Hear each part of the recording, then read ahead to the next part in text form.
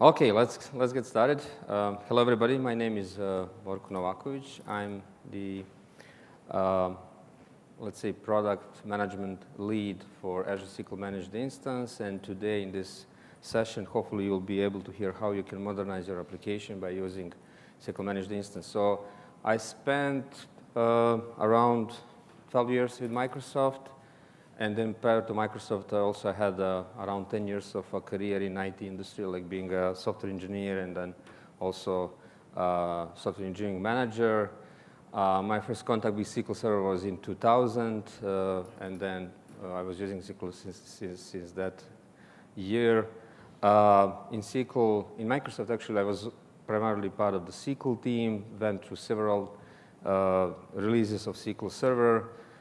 So, for example, if you have been using features like temporal tables and query store, and features like automatic indexing and plan corrections, I had some influence to these things, right? So today with me is my colleague Mladen, who is also part of the same team. Mladen, please introduce yourself. Hello, everyone. My name is Mladen Andžić. I am leading a small team of product managers within Borko's team. We are focusing on several areas of Azure SQL Managed Instance. We call it data mobility and interoperability, this set of the areas. So think of it as anything from replications to backup restore to like service broker to hybrid scenarios between SQL Server Anywhere and Managed Instance, BCDR, and similar. I joined Microsoft 7 years ago. Before that, I spent 15 years in the financial industry, mostly as a product owner for core banking systems. Prior to that, I was a software developer for several years. Similar to Borko, I worked with SQL Server since 2000. It's really great to be again here at PAS Summit with you after 4 years because of COVID and a few more reasons. So, we joined the large group of PMs from the Microsoft here. We have several sessions, and maybe we can. Yeah, we can actually give you an overview of all sessions that are happening from the SQL team. So today we are doing this Modernize Apps with Azure SQL MI and unlock cloud benefits. I just want to bring to your attention that related to SQL Managed Instance, there will be 2 additional sessions. Tomorrow in the morning, there will be a demo party held by Mladen and my other colleague of ours, Vladimir. So it's demo-only session for SQL MI. And then in the afternoon, me and Vladimir will be talking about announcements that we have at PAS Data Community Summit for SQL MI. But in addition to SQL MI sessions, you see that a plethora of other sessions are happening. So please consider visiting some of these across SQL Server portfolio. Having said that, let's switch to agenda. This is how we envisioned our session. First, we want to answer the question, why are we talking about SQL MI if topic is application modernization, right? So I think we owe you an answer why it's so database-centric and why it's so SQL MI-centric. And then we'll help you understand how you can get your application easily to a modern PaaS service, which SQL MI is. And then when you migrate or modernize your application to Azure or SQL MI, your journey is not finished. You can continue doing more and innovating and modernizing using benefits that are around in Azure ecosystem.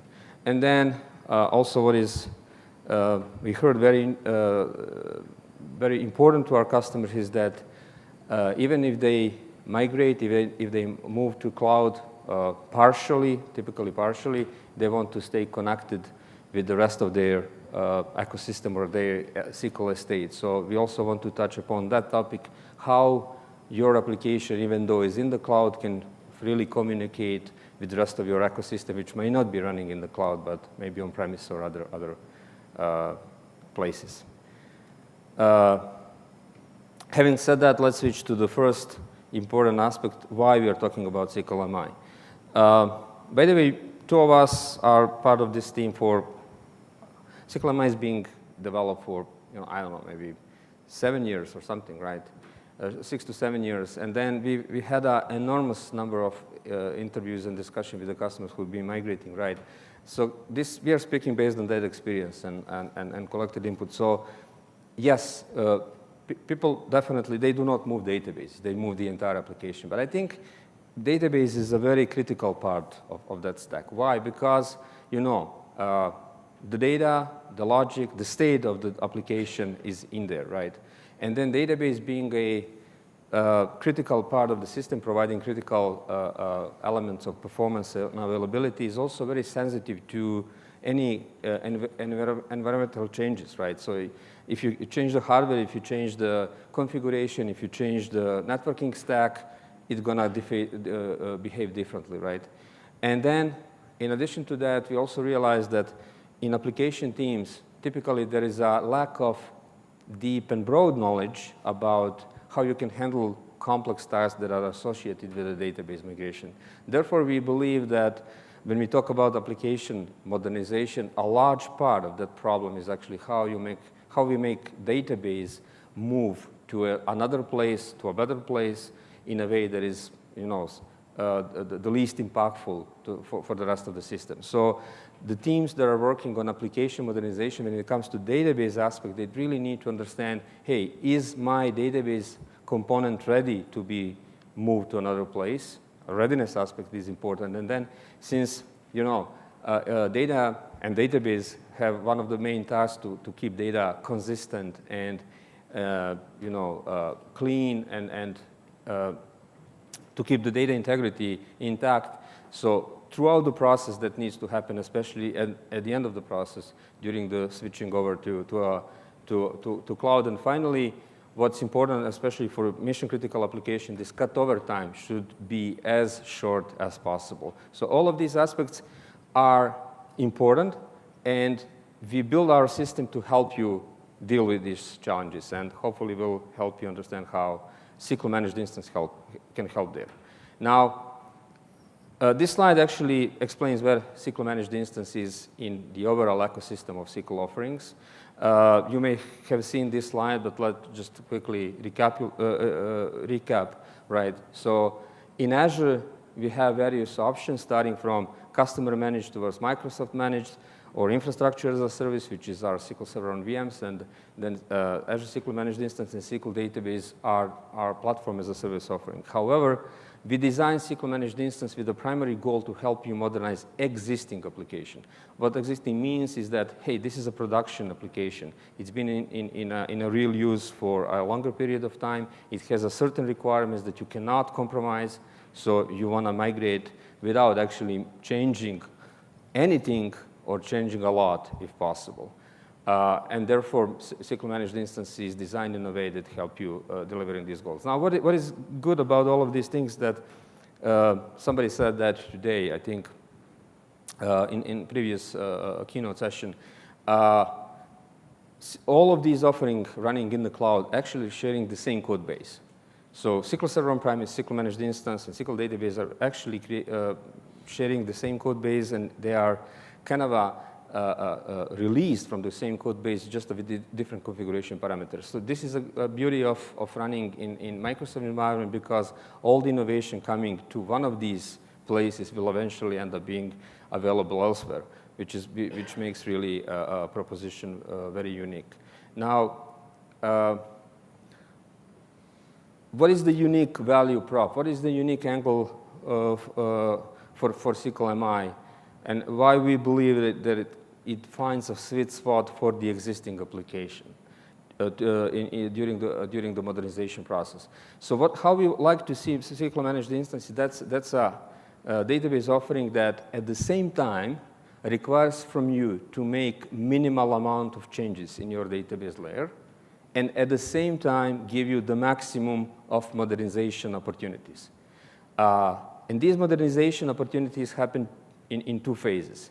One, immediately, when you migrate, you get a full package of good things, right? And we'll talk about these things, right? What are these things? We call that instant modernization. Just by moving database, just by restoring database in managed instance, you'll start seeing a huge benefits, right? But then, once you migrate, once your application now run against SQL MI in a stable way, you can do much more by leveraging continuous innovation that we provide in Microsoft Cloud. Obviously, among existing Azure services, and then something that we recently introduced, which is Microsoft Fabric, as something very new and exciting. So being in a proximity of these services actually give you ability to organically evolve your application without needing to actually change that completely. So this is a kind of a fine balance.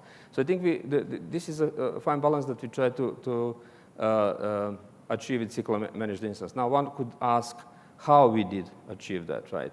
So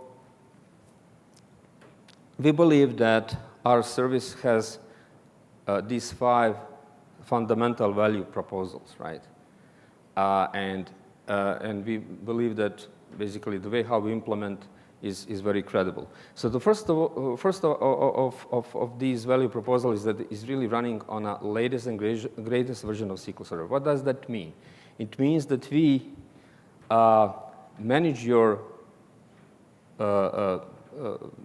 software stack fully for you, and then make sure that everything that you need, both in terms of hot fixes, cumulative updates, but also new features that are happening in SQL ecosystem come to your environment.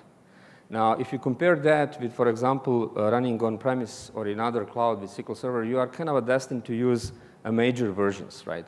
So, for example, you went to 2019, and between 2019 and 2022, if you're running on-premise or in other clouds, you won't be able to see anything new, significantly new. Of course, you'll be getting the fixes for the issues, but new features won't be there. Latest and greatest in cloud allows you to enjoy these benefits in Azure before others in other environments. So that could be one differentiator and one of the advantages that this aspect of managed instance give you compared to running SQL Server elsewhere, especially if speed of innovation is important to you. Second thing, which is kind of a balanced approach to that, is that SQL Managed Instance was created to provide you with the maximum T-SQL compatibility with SQL Server on-premise. So we did enormous effort to support almost each and every feature that was ever created in SQL Server in form of a native service, right? And SQL Server, when it was released for the first time during its lifetime, nobody was thinking about how we would offer these features in cloud world, right? And then when we started thinking about let's offer that through SQL Managed Instance, there was a lot of legacy and a lot of existing things that we should have implemented, and we did that. So I won't be going through all of these individual features, but just to name a couple of these that are not always present in other modern PaaS services, like cross-database queries and link server and job agent and service broker and CLR and transaction replication. All of these features natively run in SQL Managed Instance, which I think is a great argument to say, okay, if I'm running an existing application, my application has a long life, I was using a plethora of existing SQL features, my chances to move that to SQL MI without touching anything are much higher than compared to some other service. So this is this second kind of a value prop. Through native support of SQL Server features, we actually give you pretty much green assessment.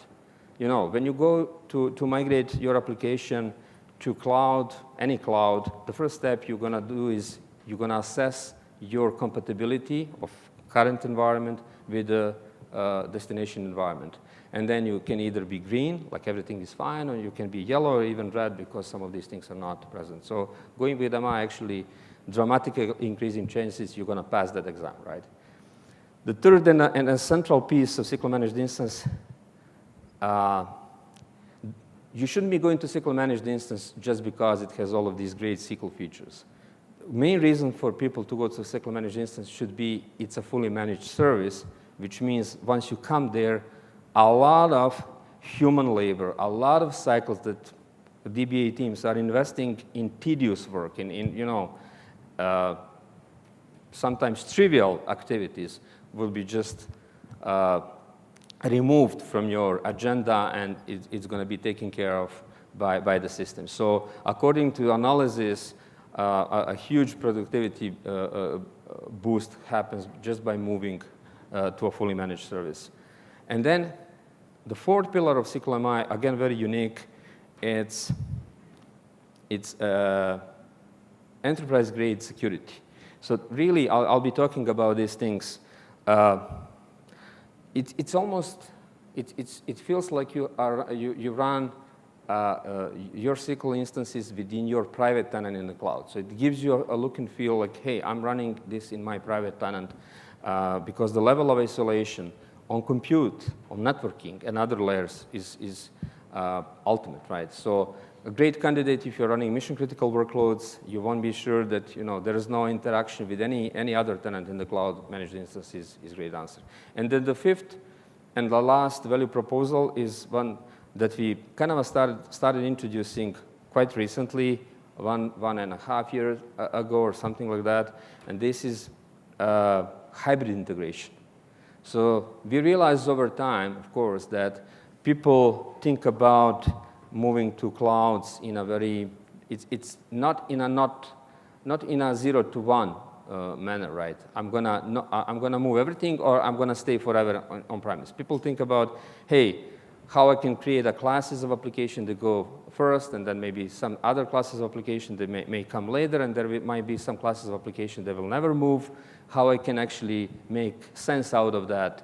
So these hybrid capabilities that we invest are very unique, and you'll see some of these things in the demos that we prepare. But basically, thanks to this flexibility in database mobility, we are able to serve these scenarios, right? Now, how you can get your application to modern paths. And when you get your application to modern paths, what you can expect. What are these benefits? We call them out-of-box benefits that you instantly get once you move to cloud, to managed instance, sorry. So first of all, one thing that is a great green check mark is the SLA. 4 nines SLA, which is financially supported, which means, okay, if you violate SLA, you have a credit refund and everything, right? But it's not the point of the service. The point of the service that nobody actually has need to apply for credit refund. So it's industry-leading high availability. It's been industry-leading for a while, and then with some recent investment that we are making in the service, it's going to be even better, right? The second very unique thing, and many people who actually consider different SQL services around maybe do not pay enough attention to the second fact. But being a platform as a service, we have a lot of intelligence built in this service that we are running. A huge telemetry, a huge pipeline of alerts, and then a very multi-layer support system, which ends up in basically SQL engineers, people who create SQL code. They are also 24/7 available to fix the issues. So this is very unique because you cannot get that elsewhere, only in Microsoft. And the speed of detecting and speed of resolving issue is unparalleled when you run SQL on Microsoft Cloud. And then, basically, we are getting all the backups for you, which are geo-replicated, so you basically can survive even the region failure thanks to the fact that the backups are available elsewhere. Then you can very easily configure disaster recovery with just a few clicks, and then have active replication across regions, right? The automatic full stack software maintenance is also something very interesting, right? So especially when you have a large estate of SQL resources, it becomes a very, very painful and very time-consuming to take care of host operating system, guest operating system, SQL Server patches, and everything, right? How you make sure that everything is patched, how you make sure that overall availability is maximized in that case, right? So this is something that you just can rely on us. With SQL Managed Instance, you get out-of-box compliance with a couple of tens of different compliance regulations, and you can also enjoy some of the advanced security and advanced threat protections capabilities, right? So basically, without doing anything, just this long list of things become applicable to you. So of course, since this is an overview and kind of a high-level overview, we'll do a drill down into a few of these aspects just to give you a sense how we build these things, how we support these things. So having said that, idea here is to talk a little bit about availability, which is really the first important thing that you get by moving to fully managed service, right? This diagram on the left-hand side shows the architecture of one of our service tiers. We have two service tiers in our offering. One is the general purpose, which is designed to host majority of workloads out there with regular, let's say, requirements, right? And pretty much 80% of our fleet is running on general purpose. The name kind of stands, general purpose for majority of the workload. How do we achieve high availability?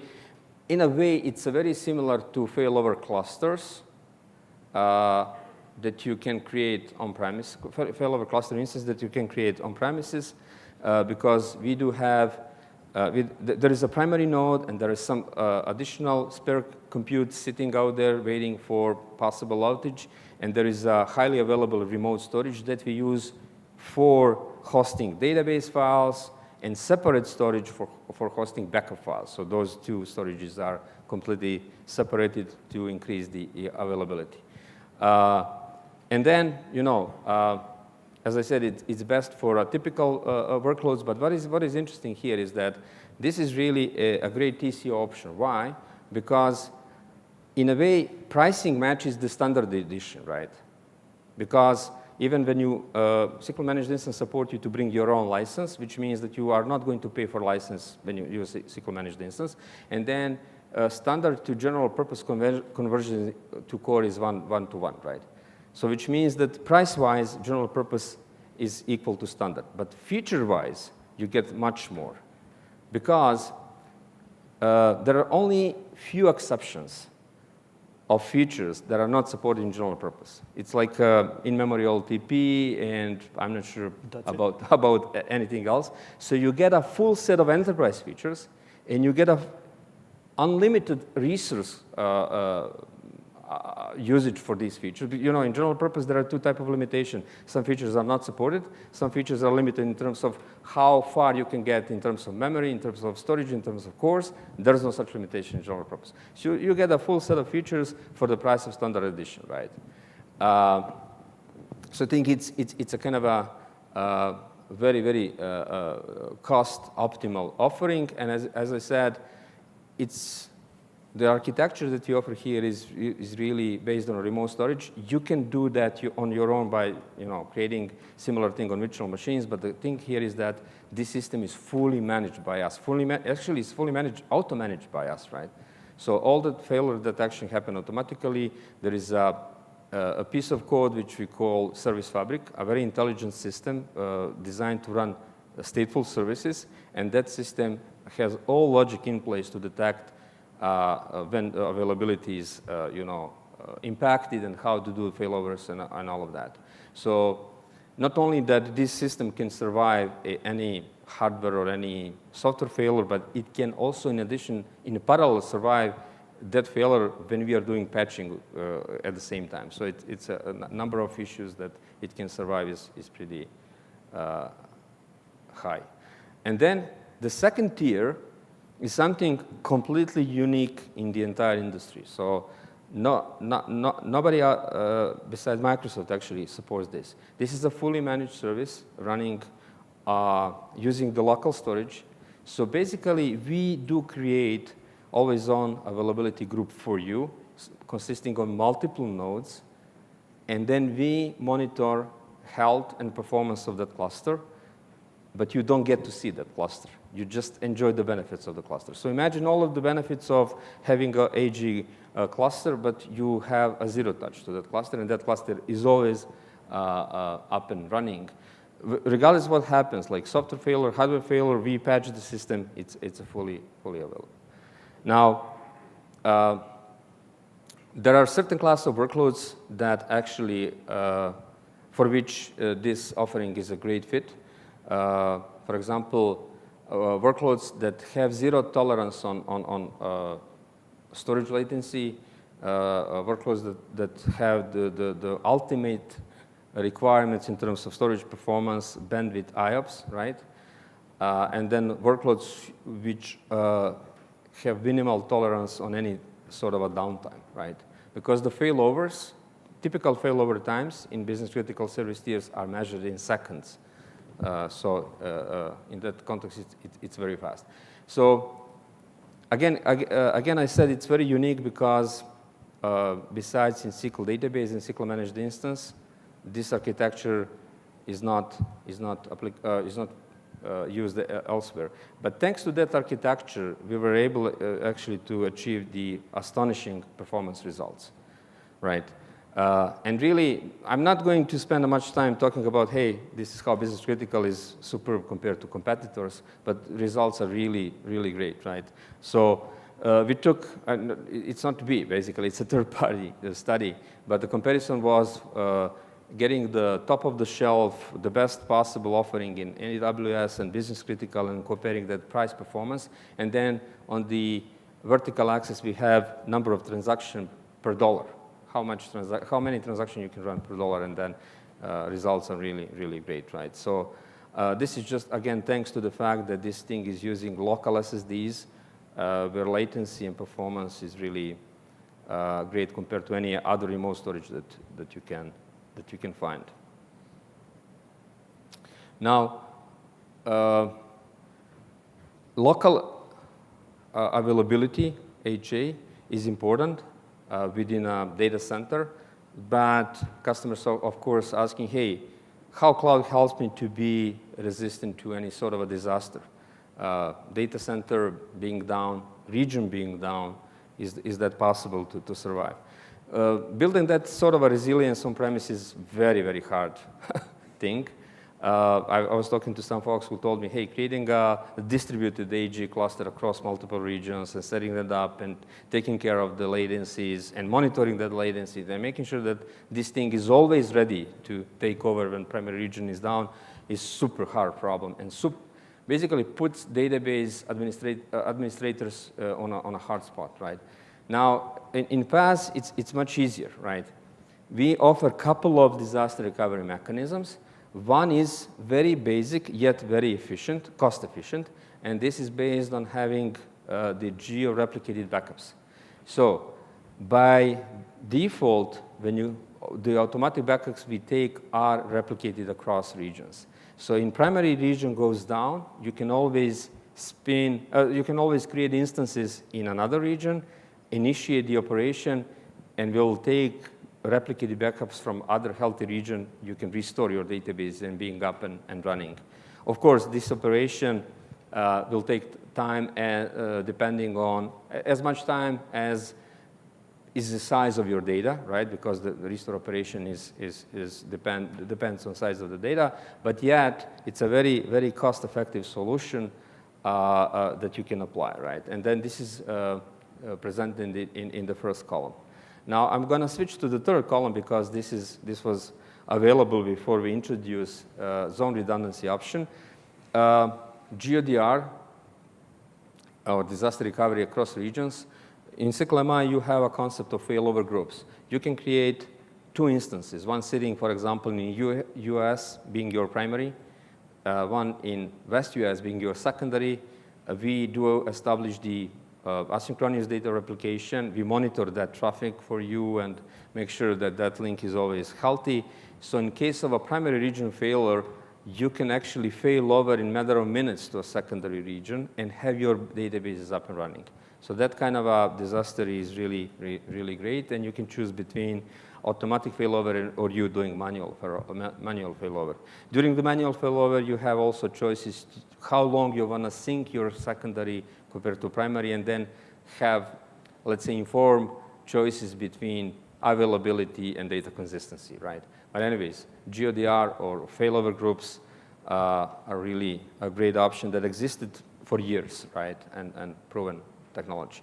Now, in the meantime, and there was an announcement today, we introduced zone redundancy option for managed instance.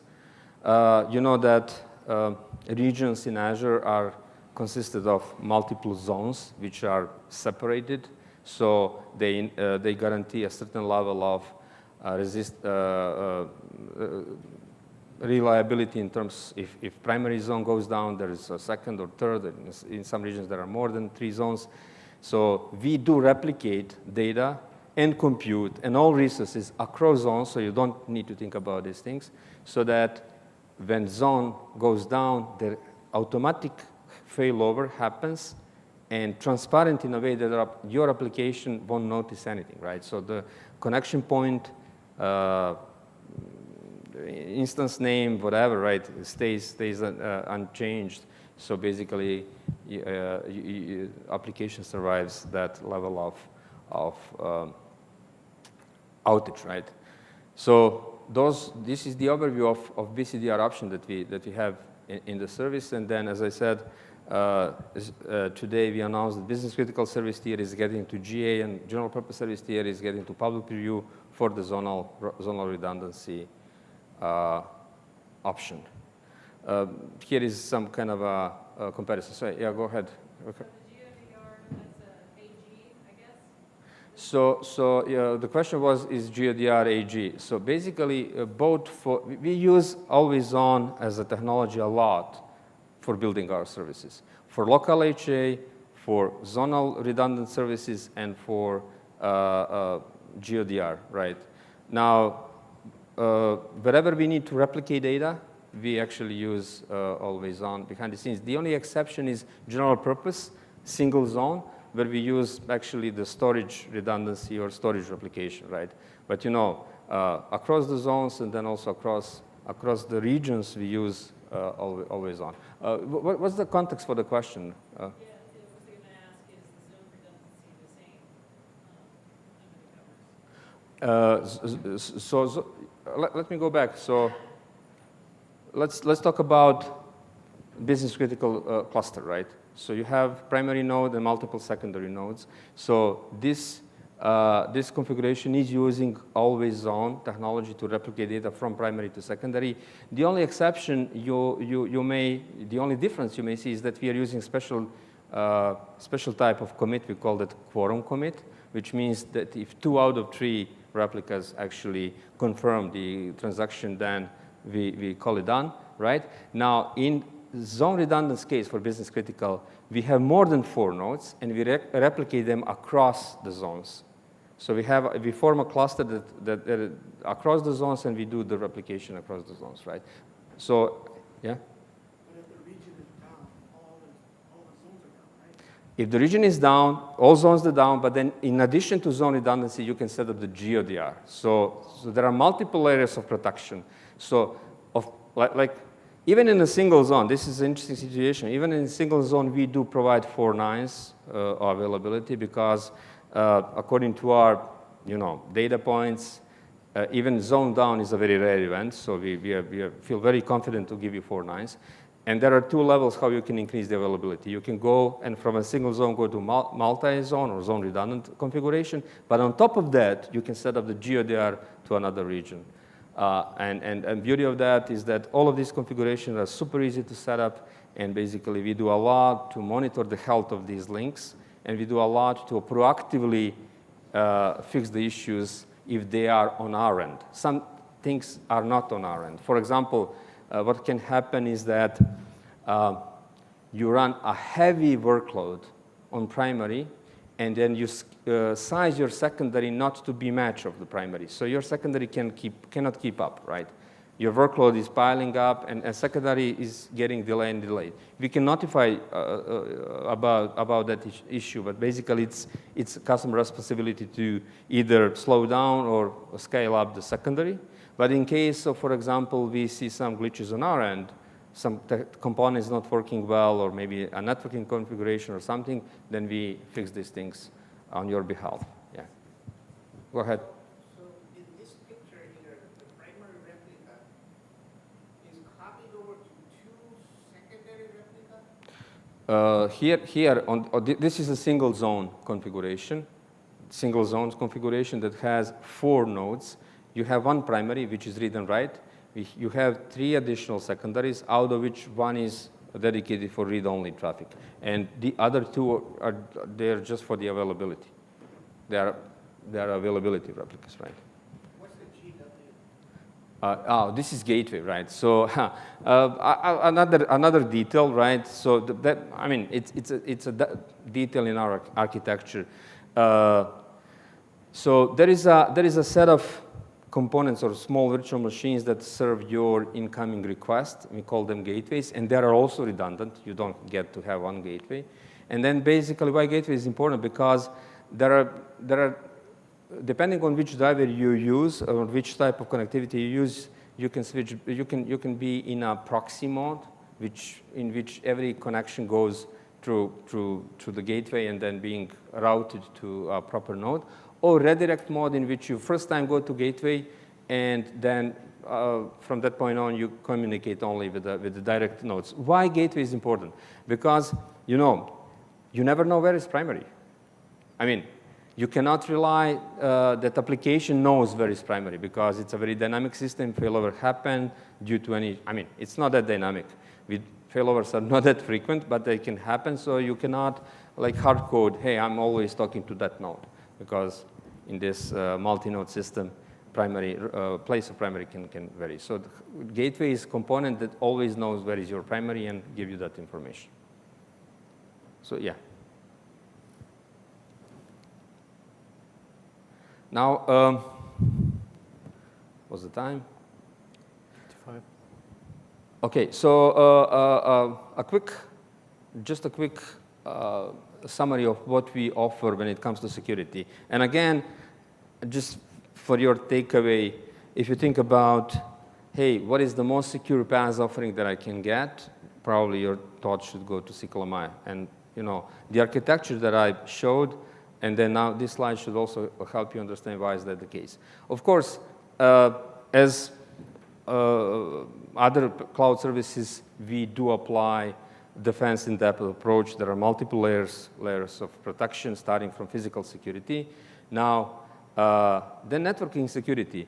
SQL Managed Instance is a VNet integrated service, which means that these virtual machines that belong to the instance are attached to the virtual network that you control, which means that traffic, if you choose so, can only flow through your network, which means that you have full control who is coming in and where traffic goes, right? A very, very precise level of control over the traffic. And the second thing is that this compute isolation. Compute isolation in a way that all these nodes that I showed you, like, hey, a cluster of virtual machines, you're not sharing that with anybody. It just belongs to you, right? So that level of isolation is really unique to manage the instance. And then, it makes it a perfect choice for workloads where that level of isolation is mandatory.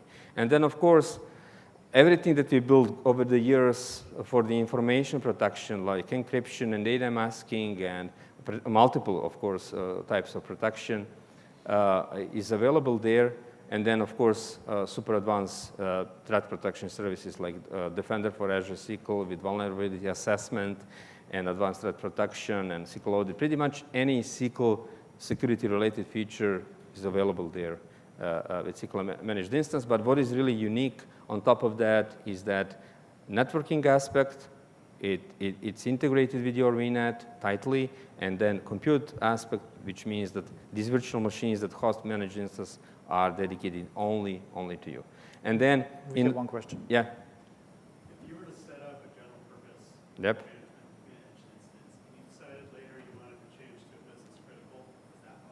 There is a demo coming. There is a demo coming. Okay, thanks for the question. Hold your question for a little while. Managed instance supports all sorts of authentication. And again, since we are very devoted to supporting what legacy or application already in production use, we are also unique compared to SQL database that we support also Windows authentication, not only AD authentication, but Windows authentication, Kerberos protocol, right? And then, of course, other things like, of course, SQL Server authentication and modern AD authentication. Now, of course, SQL is the most trusted engine in terms of security, and this is not our statement, but actually independent statement. Now, what of course, it's very secure regardless of the location. On-premises, in other clouds, that's all the same.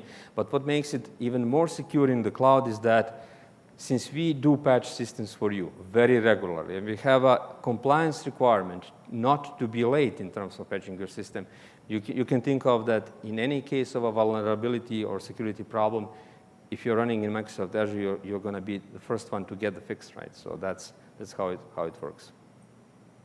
How quickly are those updates rolled out? Sorry? How quickly are those updates rolled out? Does that happen like instantly to all zones and wherever? So, Mladen, maybe you want to talk about Yes, I don't think we have slides for that, so I can quickly explain. Yeah. So for a specific instance, it's a rolling upgrade because this is always on availability group. So we do the rolling upgrades, and then like we upgrade one node, and then we fail over. So that's clear, right? Now, in a big picture, across the regions and so on, so we are following something called safe deployment procedures, which means that we start with some canary regions, and then we gradually increase the number of let's say subsets of instances within each region that we update. We closely monitor what is happening in terms of the performance, in terms of availability, and so on, and then we continue. So this process takes multiple weeks, basically. But I guess, Mladen, in case of critical security fixes, it go faster compared to case when you just roll out the new features. Of course, there are exceptions. They are rare, but they happen. Yeah, and then if something is really P0, it can go much faster. Okay, so a couple of demos that we want to show you actually are organized in a way that we want to explain this as a journey, right? And typically, when you go to a service like this, you first get to the evaluation phase. You want to understand what it is, what are the options, and to your point, how I can change options if I made a mistake or I didn't do it properly. So basically, you go through some optimization phase.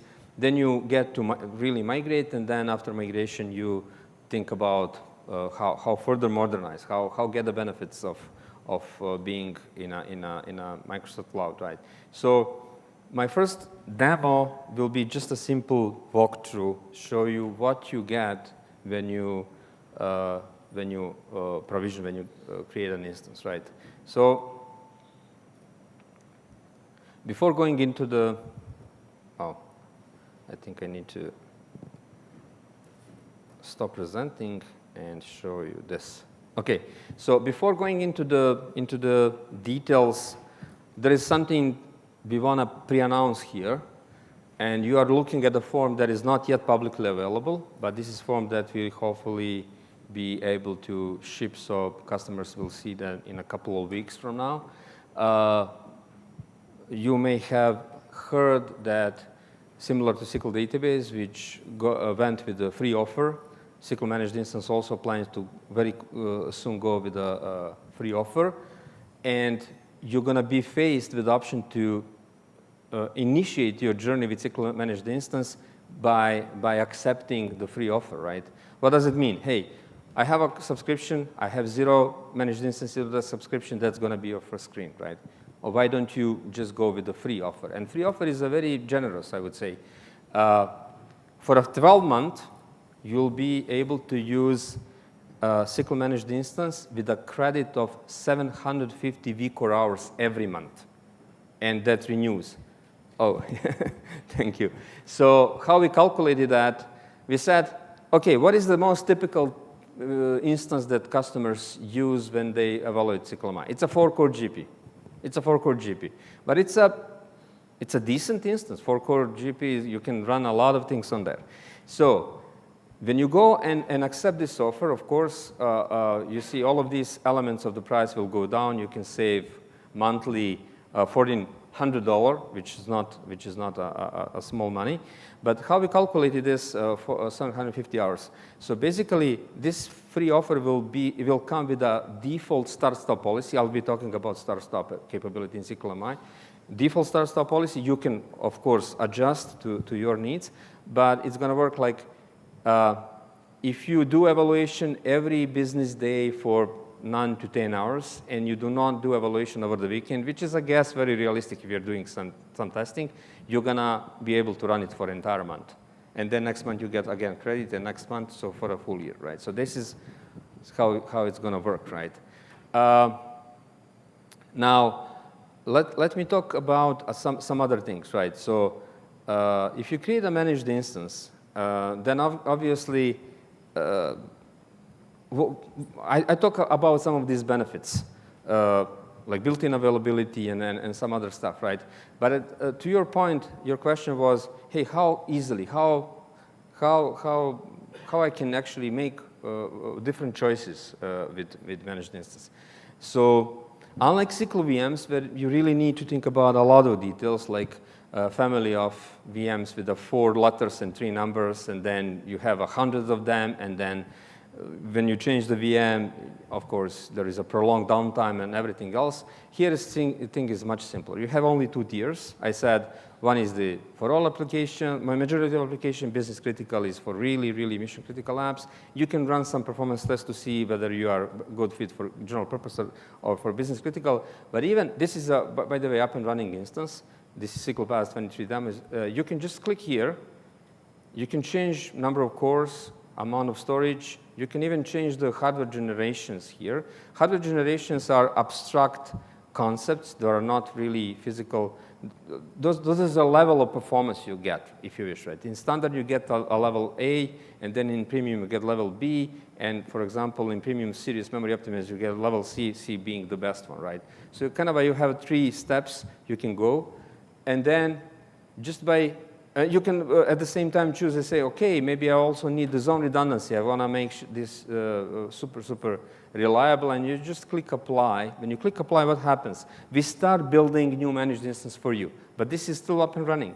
You can use it while we are building this thing, right? And because building this thing will also include not only building the compute and storage and everything, but also seeding data over, creating a copy of this thing. And by the way, now we have 2 kind of different clusters, like one based on remote storage, which is GP. One is the AG. We replicate data over. And then at some point, we just do the final step of synchronization and failover, which is measured in 5, 10, 15, 20 seconds, a minute max. And then you are being switched to a completely new instance without changing an application connection string, whatever, right? It happens like during the build-out period, it's really online, and then just the last step is failover, right? Very transparent failover. So you can go backwards, right? You can schedule this. You can say, hey, over the weekend I'm going to run general purpose. We have this pattern. Some companies, they have seasonal peaks. And they go and say, hey, in November, around Thanksgiving, I do a lot. So let me schedule this thing 7 days before, run it as a business critical, and then scale down mid-December. And then again, do the same thing in March. Those things are very, very realistic scenarios, right? And then definitely, there are much more choices you do here. But what is important with PaaS, your interaction with PaaS is you give us hints. I want this level of performance. I want that type of storage. I want that type of hardware. And then just leave it to us to reconfigure in an online way. Another thing that is kind of interesting here is that I wanted to show you is this start-stop feature. Yes, I'm going to discard this. This is also a new thing. Actually, I have, I think, a better instance to show that. Of course, again, interesting if you want to control your cost. Not all workloads are 24/7. And when you don't need instance, why you would be paying for compute? Compute is, by the way, plus license is like 90% of your cost, maybe even more, right? So we now introduce the option so you can stop instance and start instance. Stopping is very fast operation, like less than like a minute or something.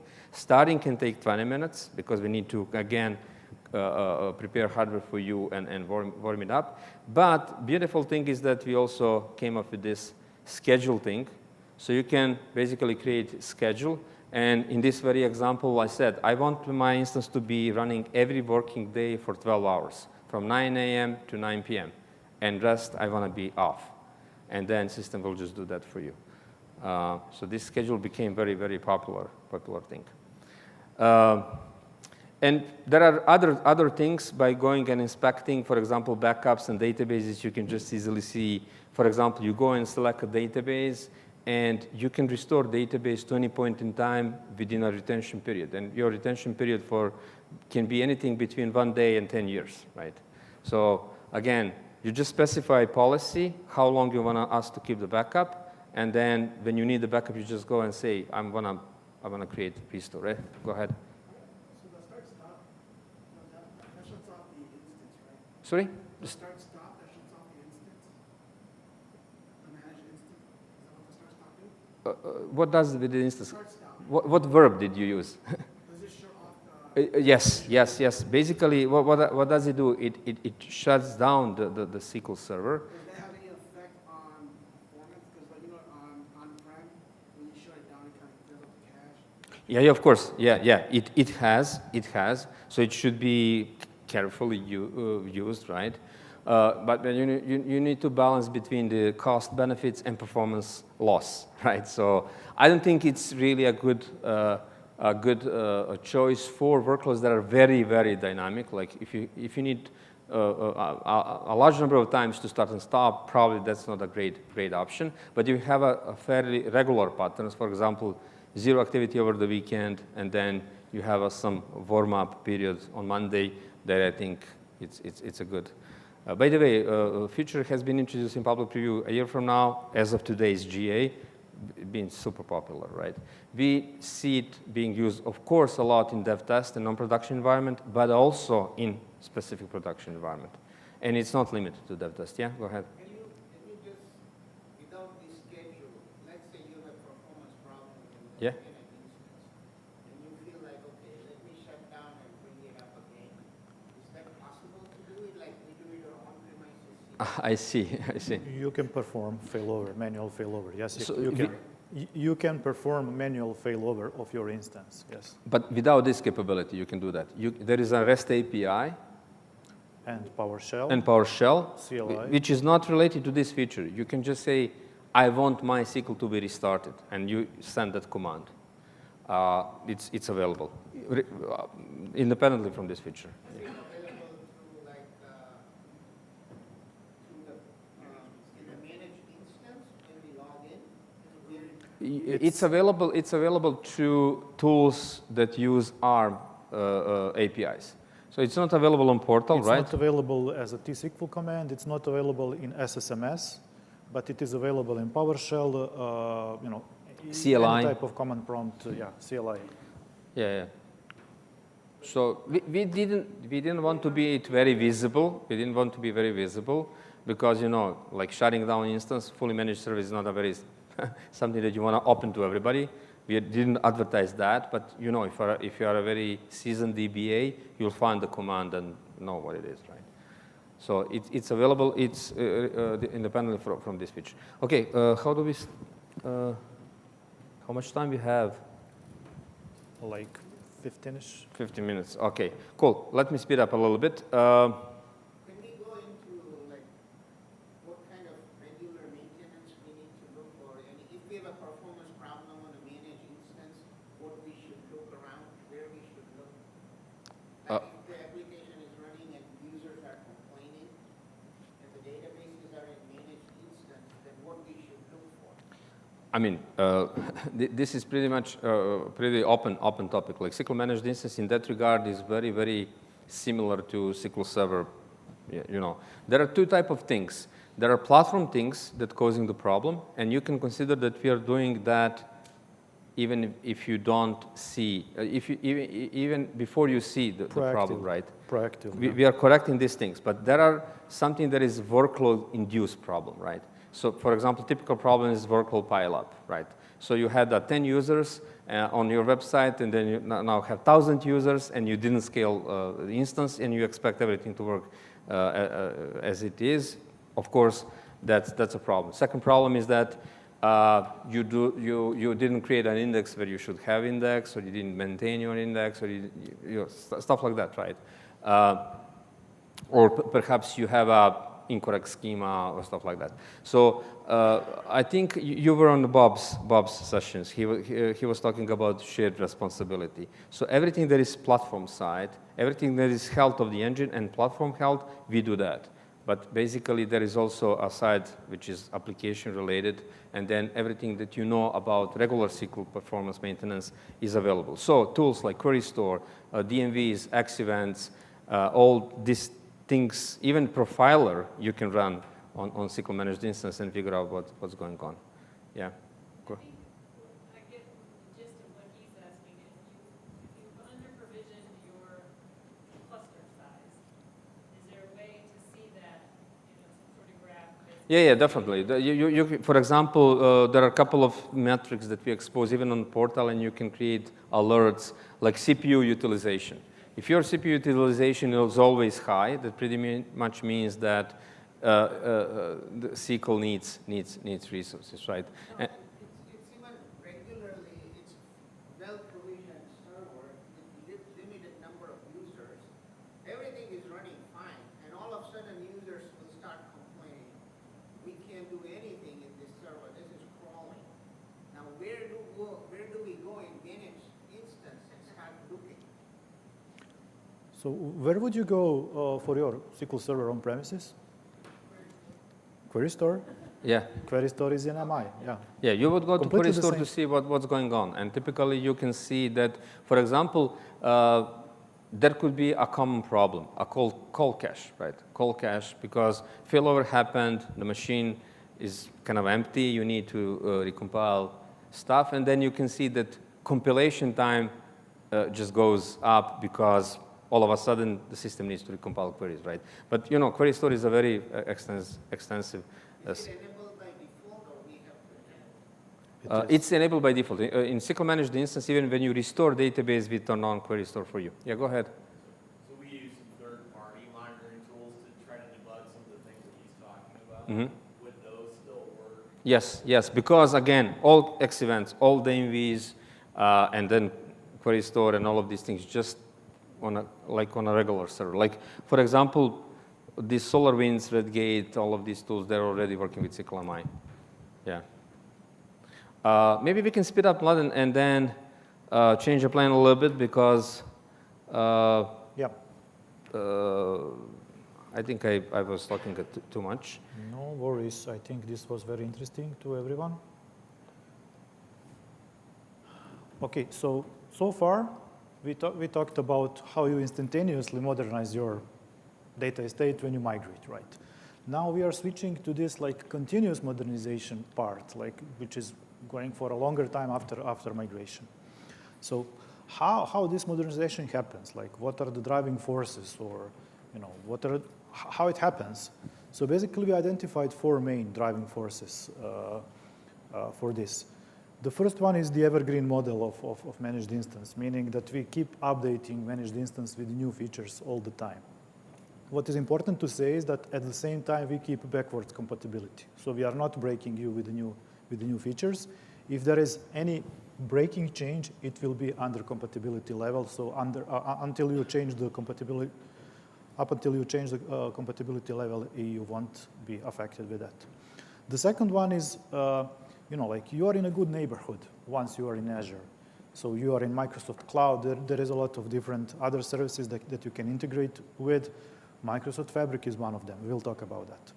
Then we keep getting new hardware generations. With each new hardware generation with new CPUs, so basically it's more power, but also there are some chip-level security features that we turn into platform features.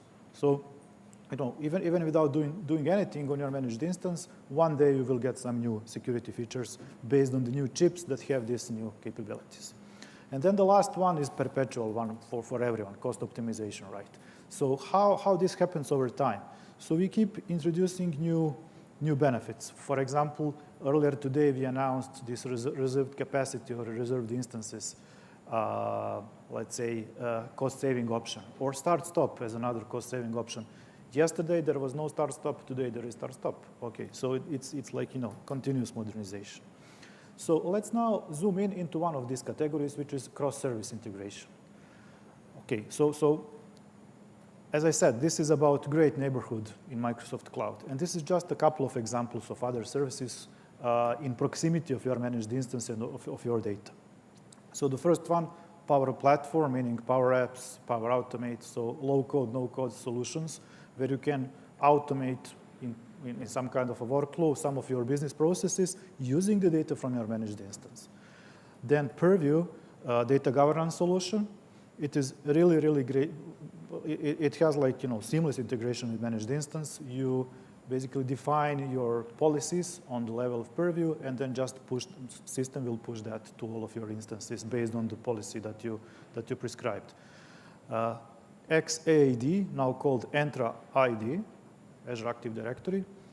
This is another example of very well integrated solution. So managed instance is seamlessly integrated there. Managed instance has its own service principal. It's just yet another principal in Entra ID, and then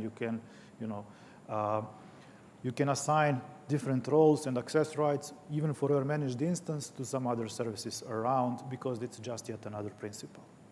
And then Service Fabric is a specific example, so I would like also to zoom into a Fabric and how this integration works for Fabric. So as you've probably heard, like Fabric is a new solution for analytics, and basically the core part of Fabric is this One Lake. One Lake is core capability. It was designed basically to be the only data source for your all analytical tools. As you can see, today, Microsoft Fabric has 7 different analytical workloads or analytical solutions. Each of them use One Lake. So basically, if we want to have our data accessible by Microsoft Fabric, we want to make it part of the One Lake. So how it works today for managed instance? Today, it works thanks to the data virtualization capabilities of managed instance. Remember Polybase from previous versions of SQL Server? This is revamped Polybase.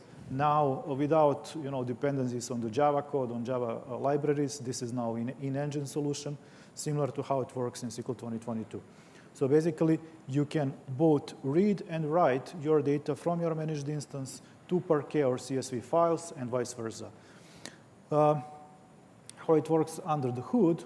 Under the hood, basically, you can create external tables. So it's just empty shell. It looks like table, but the actual data is somewhere else in your data lake, Gen 2, or in your Azure Blob Storage, stored in the Parquet or CSV files or JSON files. So when you run T-SQL queries, you can directly query these external tables or join local data and external tables, and it just feels like normal T-SQL. So even though the data is in the file somewhere else, it's still within the reach of your T-SQL queries. Of course, there are some performance trade-offs here, but again, you can save some money if you move offload some of your cold data from your managed instance to the One Lake. So this is how it works today. Now we have prepared a small demo for this. But I would just quickly run through this without actually executing commands in interest of time. Hopefully, you need to stop presenting. Cannot be seen. Just stop presenting, because I think in PowerPoint. Yeah. Okay. Yeah. So this is what you should do if you want to basically export your data into one lake from your managed instance. You should create a couple of objects in your database. First of all, you need to create a credential, how you are going to access your one lake in Fabric. In this case, we are using managed identity. So basically, this is a service principal that corresponds to the entire instance in our Entra ID, meaning Azure Active Directory. So we are going to use this identity of the managed instance itself to access the one lake. Next one is about defining the external data source. So location parameter, this is basically URL of our URI of our one lake, and then we use the credential from the previous step. We define the file format, which is Parquet. We define compression, and this is command how you can basically, at the same time, create external table, but also write all the results of your select query into Parquet files. This is how it looks like for a single command. This is how a command looks like for a single file if you want to write all of your data into a single Parquet file. And this is how you can create a hierarchy of files in folders. And in this example, we are creating under location sales, we are creating a set of folders for years. Within each year, we have a set of folders for months. And basically, we do this partitioning based on 2 columns, year and month, that we get as a result of the select. As a result, you will get a tree or a structure of the folders and then files partitioned by year and month. And then once you execute this, basically you have these new files, and then these files can be used by these 7 analytic workloads from the Fabric. That's it. A question? Yeah? So Go ahead. Is that a one-time export? Yeah? And then how do you keep it sync? Great question. So this is just a snapshot of your data, yes. And then, like what we are now working on is seamless integration, like clean integrated experience where all the changes to your data are, near real time transferred to one lake. We don't have time here for that, but if you're interested in that, please attend this session from our colleagues. They are talking specifically about this, about the new solution for near real time replication of all changed data into Fabric. It's tomorrow. It's close to the exhibit hall. That's called the ecosystem stage. It's coming, basically. I think, I think tomorrow they will start inviting people into a private preview of this functionality. Okay, so you migrated, you are now in a good neighborhood, but you're a bit of a homesick, right? Like you have old friends, you have, like family somewhere on SQL Server, on premises, in other clouds or wherever, and you want to phone your old home, right? So the good news with managed instances is that even though you migrated your data, you can still talk to your SQL servers anywhere else with a set of the technologies that are very well known, be it service broker, transactional replication, linked servers, it just works. Earlier today, we also announced support for MSDTC, Distributed Transaction Coordinator, even for heterogeneous distributed systems. Another thing, how you can also exchange the data or move the data between your managed instance and SQL Server is native backup restore. This sounds like obvious and something given, but it wasn't the case up until recently in Azure SQL. Now, thanks to the compatibility of the internal database format in managed instance and in the SQL Server 2022, you can basically move your data through native backups between those 2 environments. Even if it is protected at rest using TDE, just share your key material using Azure Key Vault, and you will be able to move data back and forth. How this works? So basically, since managed instance as a managed service does not provide access to the local storage of your machines, you just need to use Azure Blob Storage. So you do a copy-only backup to some URL and then do the restore on the other side. Something more advanced, something that we also announced earlier today, is possibility to do near real-time replication of your data between SQL Server 2022 and Managed Instance in one or in another direction. We call this feature Managed Instance Link, and it is based on distributed availability groups. So how it works, it basically replicates all the changes of the data from one side to the other through this distributed availability group in an async fashion. And you can go back and forth as many times as you need. Like, why is this important? So, like what we keep seeing recently is that, you know, in many geographies, in many countries, regulators started asking primarily financial companies to have exit strategies from the cloud, not because they want to go out, but because they need to have a, you know, like a backup plan. And then it's not just about having a strategy, having a plan, they have to prove that they can go out. And using this set of capabilities, you can really, with the minimum downtime, actually do this, let's say, DR drills and go to the cloud or out of the cloud with, you know, like similar to the failover times of managed instance, like we are talking about seconds here without data loss. A question, Modern. Yeah. Did you say that the connection is via distributed availability? Correct. Like the name of the feature is Managed Instance Link, but under the hood it is Distributed Availability Group. Distributed availability only goes one way. So at any given moment it goes one way. You can just, you know, like flip the direction. It's not like multi-master where you. It's not multi-master. So then you have to re-establish a new one?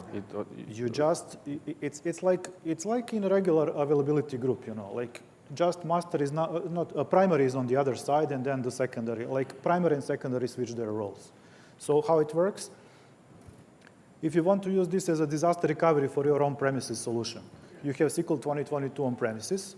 You establish this managed instance link, meaning distributed availability group, and then your managed instance is secondary. You have, you know, this disastrous event, or you want to do a DR drill. So basically, you do failover. Your managed instance is now primary, and your SQL Server is secondary. Of course, you point your application now. You have to point your application now to managed instance. You run like that for as long as you need, and then you again fail over back to on-premises when you are ready. Once you reseed your SQL Server 2022, once it is ready to take over the primary role. Or you stay in cloud, like whatever you work for you. So to your question, you create this link once, and then you do fail over and fail back indefinitely a number of times. You don't need to recreate link. Because I create distributed availability from like the on-prem to like a data warehouse, right? But when I break that connection, it's just a one-way street. You break the connection, you can't flip it back. So this is improved version of DAG. So originally DAG has only forced failover, basically with data loss. Yeah. Here you have planned failovers, planned manual failovers like regular AG, and you can really do this failover and failback. Thank you. You had a question here? So right now, we have availability groups, and we connect to a listener, and depending on where primary is, the listener points to whatever replica. Can you expand a bit more? So your current architecture is you have availability group on premises, okay? And then? We have secondaries in Azure, just VMs. Secondary in VM. And so when we fail over to our Azure VM, our listener updates itself, points to. Yeah, So we don't have to change anything. right. If we were to implement this, to be able to update the configs, to point at the on-premise SQL Server. At this moment, still you would need to update some of the DNS records. Not necessarily the listener, but yes, some kind of update of DNS records is necessary for this to transparently route the connection to the new primary. Okay, and like we had a demo of this functionality, but I don't think, like, what time is it? We are on top of hour, Yeah. so we have another minute. So I can quickly demo this in a minute. Do you or want to we see can the go with demo? more Maybe stay questions. for a few more minutes to see the demo? Okay. Let's do the demo. Okay, let's do the demo.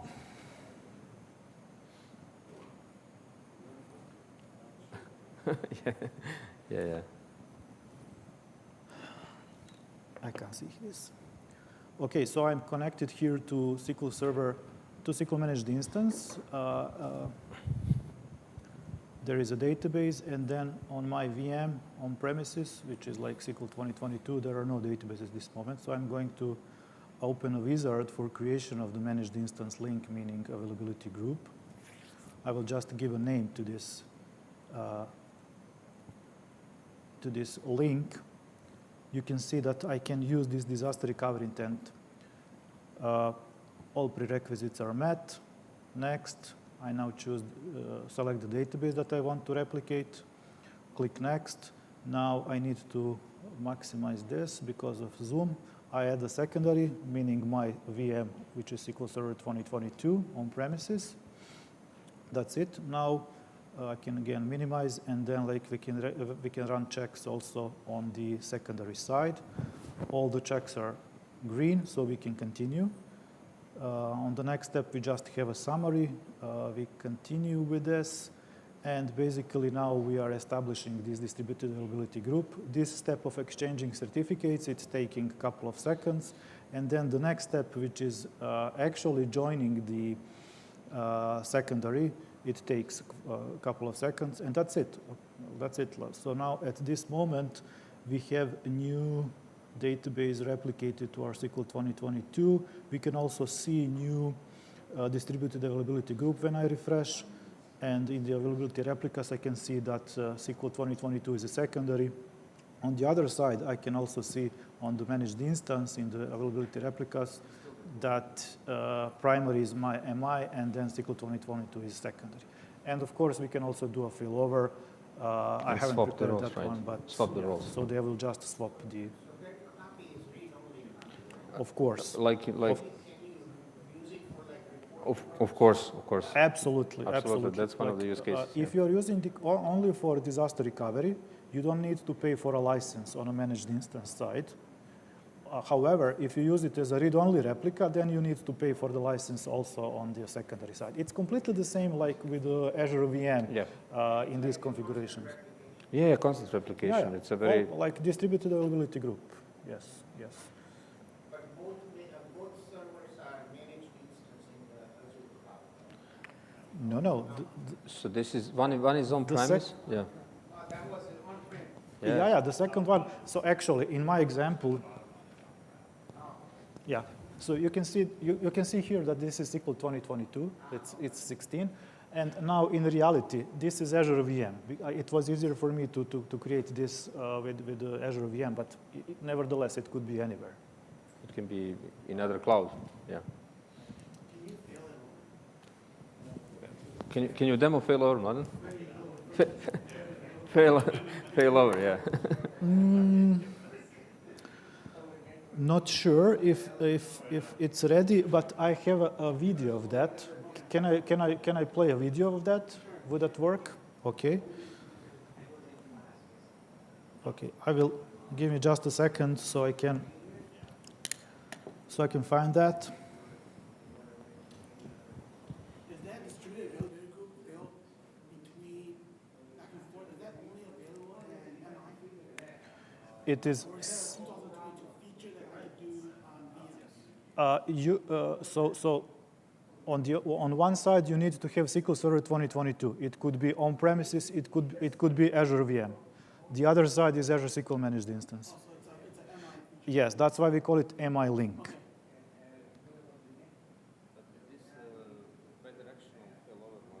Yeah. Is this also part of the AG of 2020?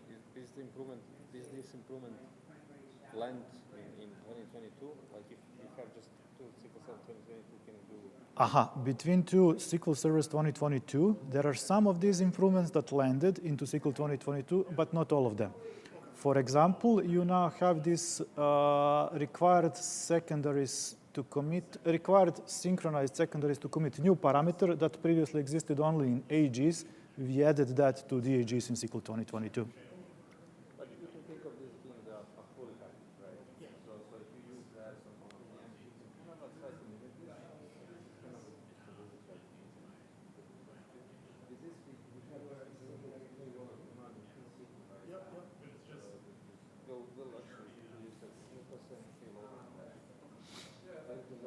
I only asked that because Okay. it's easier to set up a distributed AG than a regular right? Okay, so this is basically a video. Just a moment, I will restart it. So what we have here is basically this is SalesDB on one side, and then yeah. So this is already established replication between DAG between Managed Instance and SQL Server 2022. So we are now starting another. Wizard for the failover. So I'm not going to new here. I'm going to Azure SQL Managed Instance failover. And how it looks like, I can choose between plain failover and forced failover. If I want to keep all my data, I'm going to use plain failover. I just need to sign in to my managed instance because I need to compare the LSNs, right? And then I can choose to remove the link or not. This time around, after I failover, I'm going to cut the link. So, and that's it. It's done. It's done. So this demo, they actually sent me a link, right? Yes, but it was my choice. Correct. I can keep it or I can sever it. Yeah. Okay, perfect, awesome, thank you guys. Okay. I hope it was useful. What? I hope it was. It was, this is really awesome. So, Very beneficial. so in your, let's say, digital transformation and modernization journey, where you are, I mean, your company, where you are at this moment. Well, our company, long story short, we're AWS right now, Uh-huh. only because the decision makers are not database